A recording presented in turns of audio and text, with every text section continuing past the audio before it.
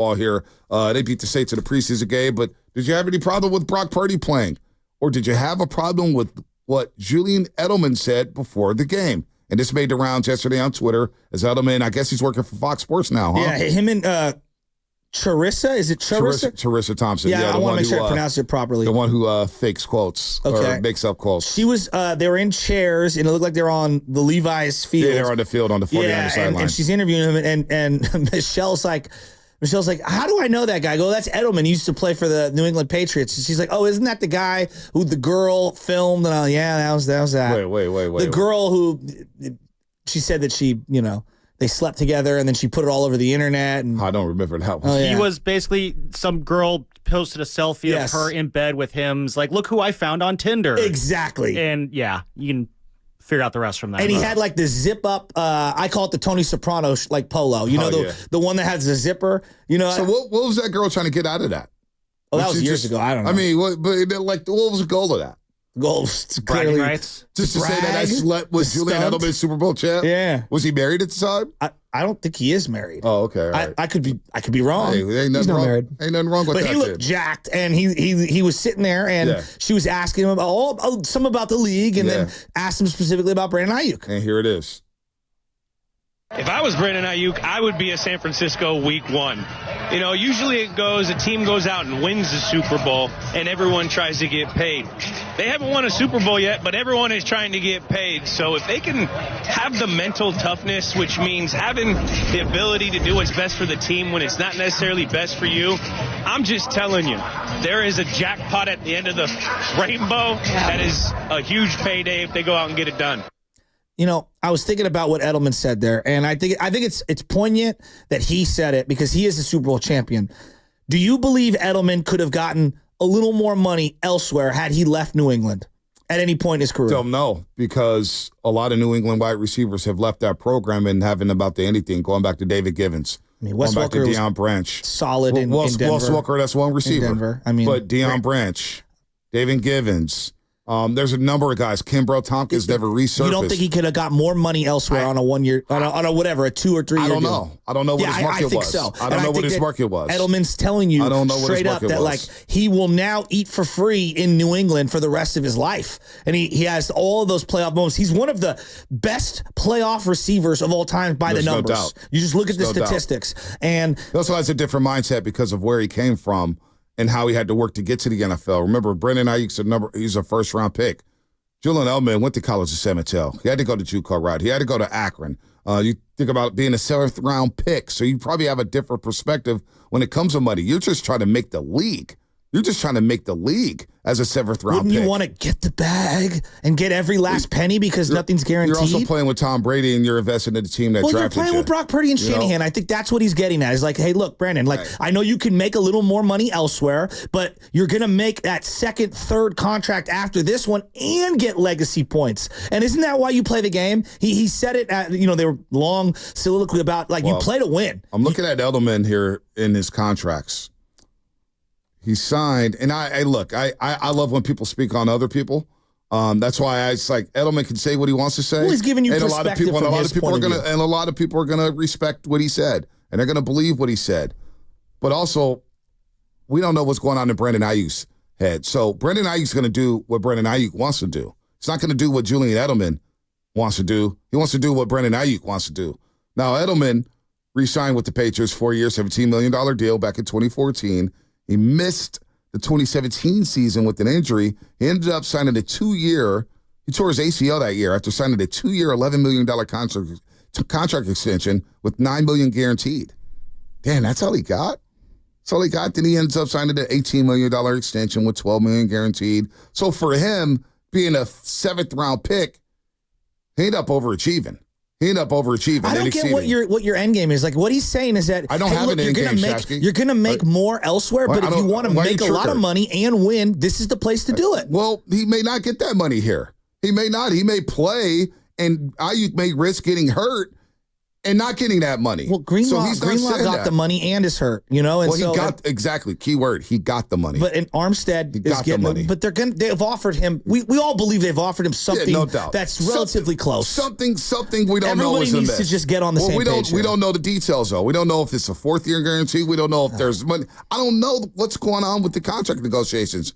I'm not in a room with Brandon Aiyuk and John Lynch, but I don't get why you're getting triggered because all I'm saying is Edelman overachieved. So maybe his perspective is a little different on playing with Super Bowl teams, very talented teams, guys like Tom Brady, because of the way he had to work to get to where he's at. And he didn't have that first-round guarantee money. He was a 7th-round pick who literally was trying to make the team as a punt return. I think it's pretty obvious. He's basically saying, like, be careful what you wish for going somewhere else. We all know that. It's the Devontae Adams situation. Like, you want to go play with Russ? Did you see what he looked like over the weekend? We all know. You want to go play with Justin Fields? I don't get the Steeler. I don't get his affinity for playing for the Steelers. It makes zero sense to me. Again, that's on Brandon Aiyuk. I don't know what Brandon Aiyuk's thinking about. I want the damn thing to get done on both sides of the table. I've heard they're close. I heard they're not close. I heard they're close. I heard they're not close. So it's fine that Edelman said that. And I'm sure a lot of people agree with Edelman. Hell, a lot of what Edelman said was very, very true. But again, we're not Brandon Aiyuk. So we don't know what the hell his end game is. We don't know what he's thinking. Now, Edelman is a Super Bowl champion and one of the most accomplished postseason receivers of all time. We get that. I get all that. All that.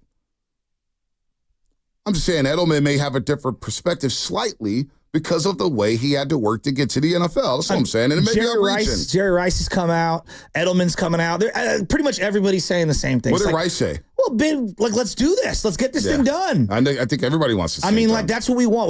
We want closure. And we want to be able to move on. I mean, you saw the receivers yesterday. Like Purdy could use him immediately. This is a great situation for everyone involved. They got the Niners too. This is not all on Aiyuk. The Niners need to find a way to get this thing done and get him in ASAP. Well, also, if you're Aiyuk watching that game from a suite. Aren't you kind of smiling from ear to ear? I mean, come on. You're saying like, no, if you're Aiyuk and you hear all this chatter about being replaceable, you're replaceable. Well, you're not that good. Even though you made second team all pro and you're watching what we're watching out there. I don't think the team's saying that to him, though. I think that's people online saying stuff. That's one thing. I don't think the team's like, you're not that good. I think the team's like, it's not only people online. It's media members. It's experts. It's people on NFL Live. It's people on NFL Network. There's a lot of people. You've got to tune some of that out. Came out here and was talking about him. A lot of people have said, Aiyuk is, okay, we could find another Aiyuk. And I'm saying to myself, the 49ers have tried like crazy to find receivers over the years. We just talked about corners, right? Mm-hmm. How it's been so tough to talk about how to find corners and find comparable cornerbacks who could play in the system or play with the Niners and find guys. And this is the best we felt about a cornerback situation in years as a 49er fan. Well, what about the wide receiver position? Because I've seen a lot of stiffs at the wide receiver position that the 49ers have drafted, including Danny Gray, who's wearing number 6 yesterday, who's probably not going to make this football team. Ronnie Bell, not going to make this football team, whether it's first round, second round picks. We finally hit on something. Keep the guy here. I agree. I want the damn thing done. I don't know what's holding the deal up. I have no idea. And I'm not going to pretend like I know what's going on with Brandon Aiyuk in the 49er system. Mark Sanchez kind of flippantly said something to the effect of like, yeah, John Lynch had to cut out his vacation early to go visit him. And he wasn't happy about that. I was like, whoa, I hadn't heard that part. Well, we just heard last week that Shanahan and Lynch took time out of their day to go visit Deebo Samuel and travel to go see him. I just they gotta find a way to punch this into the end zone and just complete the deal and get this guy here. And then the next order of business is figuring out what's going on with Trent Williams. Because Trent, if he doesn't, because I've seen this a lot, like, oh, Trent doesn't want to practice. All right, he doesn't want to practice. Like, I get that, but we're about 3 weeks away from the regular season. Well, we got to get him in here. And one more thing about the Edelman cut. Because, I don't think he's doing it. But when you play it and when the message gets out there in the interwebs and all over the country, it makes it seem like, Aiyuk, you're being greedy. Wait your turn. Wait to win the Super Bowl. You're going to get paid. I didn't think of it from that perspective. But listen, it almost is like he's singling out. He's not singling out Brandon Aiyuk, but a lot of people are like, yeah, Brandon Aiyuk, won't you just wait, win the Super Bowl, and there's going to be a pot of gold at the end of the rainbow. They're going to get your jackpot, blah, blah, blah. But everybody's trying to get their money with this football team. Nick Bosa, but that was his point. George Kittle, CMC. Everybody. CMC got paid. Jawan Jennings got paid. Drake Greenlaw got paid. Fred Warner got paid. And they're all deserving of their money. They're each one of them are deserving of their money. Brandon Aiyuk's deserving of his money that he's going to get here. So we could say that, said, hey, everybody, wait your turn to get paid. Well, it doesn't work like that in the NFL. I think he was my interpretation was different from yours. I thought he was talking about the whole team asking with their hand out. No. I got that too, but I'm saying that other people will look at this when I saw it online. A lot of people's like singling out Brandon Aiyuk. Yeah, Brandon Aiyuk. Yeah, he's talking to you. Blah blah blah. He's talking to Brandon Aiyuk. Look at him. I think he is talking about the team, but at the same time, guys got to get paid. Your contract's up. Your value's up. You know what? No, I know. But I think Edelman's point was that it's a really good spot. It's a really good spot to be in. You're going to win and you're going to make a lot of money, right? You're going to win and you're going to make a lot of money, and you're with guys who are really good at their job. Yep. Kyle Shanahan is really good at what he does. Yes. We could argue about, fourth quarter collapses in the Super Bowl. There are 27 other coaches that would die to be as good as Shanahan. But I will ask Edelman, he's talking about the team, right? He's talking about the team. Everybody wants to get paid. Does this apply to every team in the league? I think this team's a little different. Like, it's a little more unique. Like, this is how many teams outside of the Patriots and the Chiefs have had this level of success over the last 6 years? There's not a lot.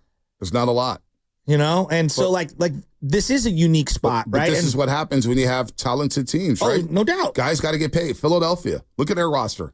Guys get paid left and right in Philadelphia.